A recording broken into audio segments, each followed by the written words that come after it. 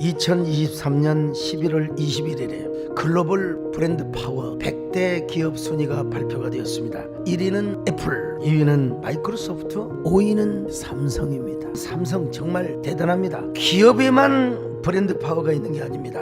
우리 인생에도 브랜드 파워가 있습니다. 다른 말로 말하면 명품 인생이라 이렇게 얘기할 수 있죠. 근데 명품이란 말이 사람 명의 물건 품입니다. 사람의 명을 스스로 품격을 지키는 게요. 근데 명품이 그냥 나오는 줄 아십니까? 창의적 지혜에서 나오는 겁니다. 그래서 오늘 솔로몬은요, 지혜가 얼마나 중요하느냐, 유산보다 더 중요하대요. 사람을 살리는 능력이 있어요. 그럼 우리가 어떻게 브랜드 파워, 명품 신앙과 삶을 소유할 수 있느냐? 지혜를 선택하려. 지혜를. 이게 우리 인생이 너무나 잠깐이라는 거예요. 하지만 아무리 인생이 짧다 할지라도 하나님을 잘 섬기고 살아가면 그 인생에는 가치가 있고 의미가 있다는 거예요. 명품 신앙을 소유하고 여러분의 삶의 브랜드 파워를 만들어낼 수 있는 거예요. 거기에 이제 예를 하나씩 들고 있습니다. 좋은 이름이 좋은 기름보다 낫고, 옛날에는 기름이 재산이었어요. 그러나 오늘 솔로몬은 경제적인 가치나 부의 재물보다는 너의 이름을 중요시 여겨라. 이름은 많이 사용할수록 가치가 있고 소문이라고 명예가 있는 것입니다. 그 다음에 이제 죽는 날이 출생보다 더 낫게 하라는 삶을 살아는 겁니다. 여러분, 거의 동시대를 살았던, 한 사람은 인도의 마더 테레사 수녀였고 한 사람은 영국의 왕세자의 다이애나였습니다. 두 여인은 동시대에 살다가 1991년 똑같은 해에 똑같은 주간에 죽었어요.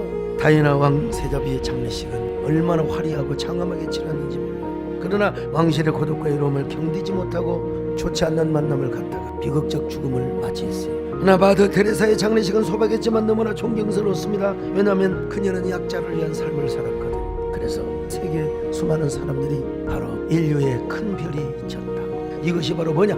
지혜, 위즈덤이라는 겁니다.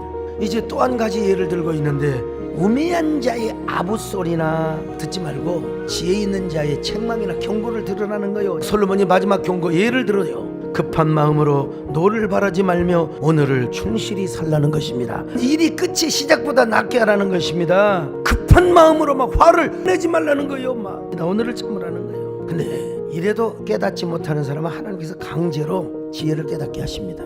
그게 바로 곤고한 날이요. 그래서 오늘 본문은 뭐라고 그랬어요? 형통한 날에는 기뻐하고 곤고한 날에는 생각하라. 자신을 돌아보란 말입니다. 나는 어떤 사람인가? 인간에게는 한계가 있구나. 하나님을 의지해야 되겠구나.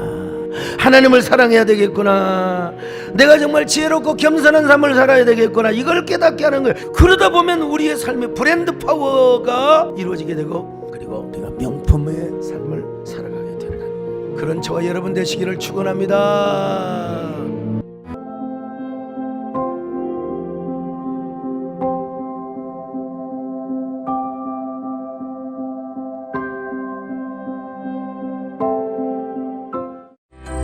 사랑합니다.